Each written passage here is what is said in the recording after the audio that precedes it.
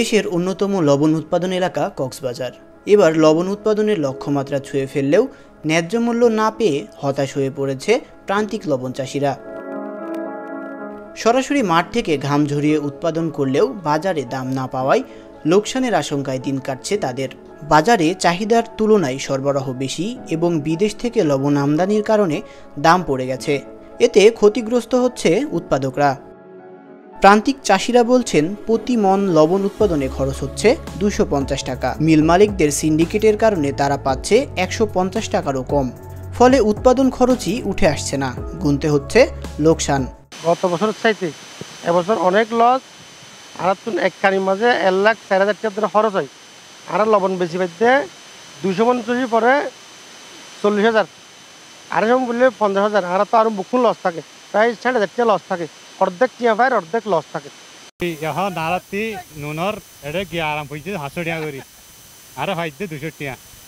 এখন আর তো আরো বাদ বাকি টিয়া কি থাকে লস থাকে, আর কাজ করে দিয়ে গুনাই থাকে।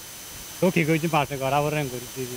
লবণ দাম কম দেয় ইন্দে তারা করি তো মাঠ তারা হয়ে পাইতো দেরি জুতা যেহেতু বুর মারা পরে গইতো লাই ফ্যান তলা লালো যাগু পুরে পুরে পুরে পাইতে 60,000। এখন আর চলবে, এখন ফোন তো নেই। গত বছর ছিল আমার 1.5 বছর পাইতে 60,000 সদ্গুণ গুণা দিয়ে আর আল্লাহ জানে। চাষিদের মতে বিসিকে যদি অন্তত 2 লাখ মেট্রিক টন লবণ সরাসরি মাঠ পর্যায় থেকে সংগ্রহ করে তাহলে চাষিরা কিছুটা হলেও ন্যায্য মূল্য পাবে। গত 5ই আগস্টের পরে কিছু ফেসিস্ট অসাধু ব্যবসায়ী লবণ আমদানি করেছে বনফ্রির নামে 11 লক্ষ মেট্রিক টন, যাহা এই শিল্পকে ধ্বংসের মূল কারণ বলে আমি মনে করি।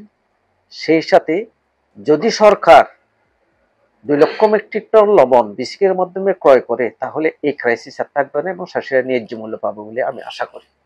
অন্যদিকে বিসিকের লবণ শিল্প উন্নয়ন কার্যালয়ের উপমহাব্যবস্থাপক জানান, চামড়া সংরক্ষণের জন্য কোরবানি মৌসুমে 1 লাখ মেট্রিক টন লবণের চাহিদা রয়েছে।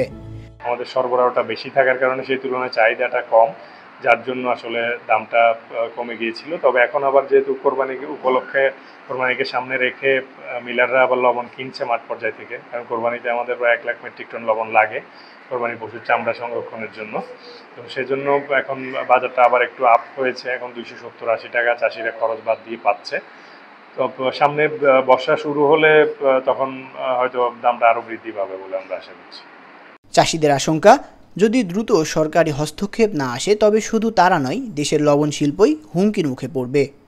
Tanmoy Mahmud, Asian television.